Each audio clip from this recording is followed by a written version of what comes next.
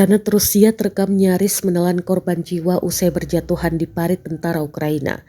Rekamannya beredar di Telegram pada Senin, 16 September 2024. Beruntung, granat tak mengenai satupun tentara Ukraina. Kendati demikian, granat membuat tentara mundur dari paritnya.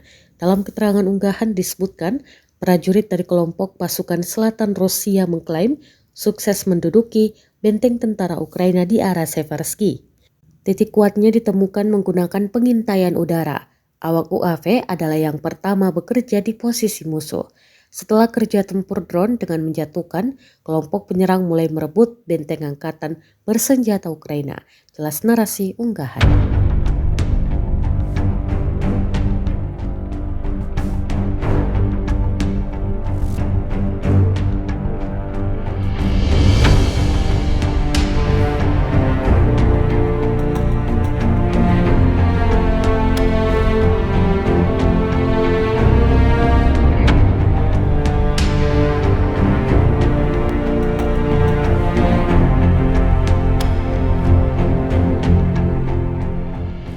Download Tribun X sekarang, menghadirkan lokal menjadi Indonesia.